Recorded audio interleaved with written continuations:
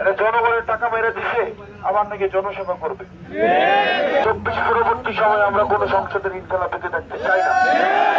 কটাক্ষ করা হবে, আপনাকে বিভিন্ন ভাবে ভয়ভীতি দেখানো হবে।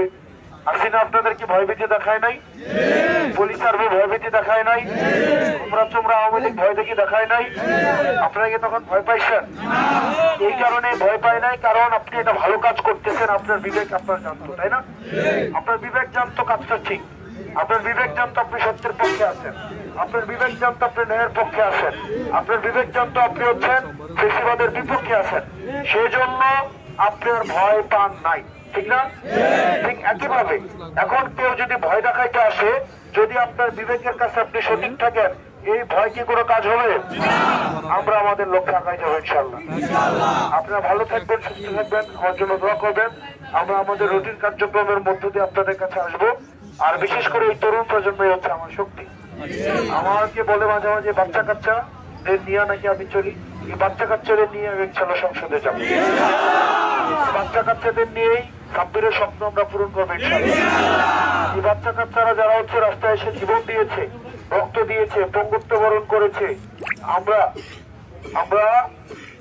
এবং তাদের রক্তকে পুঁজি করে যারা মামলাবাজি করছে, তাদের রক্তকে পুঁজি করে মামলাবাজি করে নাই, এই তাদের 12টা বাজানোর জন্য এবং ঋণ খেলাপি যারা আছে আমাদের দেশে 80 জনের বেশি আবার সংসদে মনোনয়নের জন্য চাইছে, এটা জনগণের টাকা মেরে দিছে, আবার নাকি জনসেবা করবে। জনগণের টাকা আগে জনগণের টাকাটা পরিশোধ করা উচিত, তাই না? আপনি যে এলাকায় মেম্বার ইলেকশন করবেন, কিন্তু এলাকার সবাই আপনার কাছে টাকা পায়, তো আপনি কি মেম্বার হইতে পারবেন? আপনাকে মানুষ ভোট দেবে? আগে মানুষের টাকাটা ফেরত দেন। ফেরত দেওয়ার পরে এই যে যারা ঋণ খেলাপি সংসদে ঢুকাইতে চায়, এরা জীবনে ঋণ পরিশোধ করবে না, বরং সংসদ সদস্য হওয়ার পরে আবার দেখা যাবে এই ঋণের এই যে অর্ডার, এগুলোকে আবার বৃদ্ধি করবে, আবার ঋণ নেবে, আবার ঋণ খেলাপি করবে, নিজের পোলাপাইকে বিদেশে রাখবে, পরিবারকে বিদেশে রাখবে এবং কানাডা, লন্ডনে বেগম পাড়া বানাবে। 24 পরবর্তী সময় আমরা কোন সংসদের ঋণ খেলাপিকে দেখতে চাই না।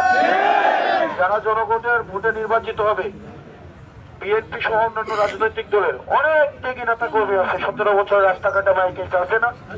ঋণ খেলাপি ছাড়া নেতা কর্মী আছে না? ঋণ খেলাপিকে মনোনয়ন দেওয়া এটা বিএনপির জন্য লজ্জার।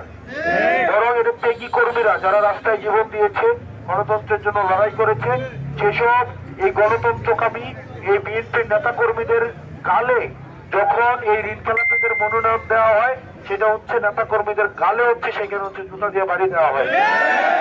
এবং এই বিএনপির অনেক নেতা কর্মী আমাদের কাছে এসে বলে যে 17 বছর কই শ্রম দিলাম, কই ঘাম দিলাম, কাদের জন্য শ্রম দিলাম? আমরা রাস্তার মধ্যে মরলাম, আর যারা ক্রিম খায়া বিদেশে ছিল, তাল দিয়ে চলছে আওয়ামী লীগের সাথে, তারা এখন আবার হচ্ছে সারা বাংলাদেশে এবং ঋণ খেলাপি, তারা নাকি এখন আবার সংসদে যাওয়ার জন্য পার্টি তাদেরকে মনোনয়ন দিচ্ছে।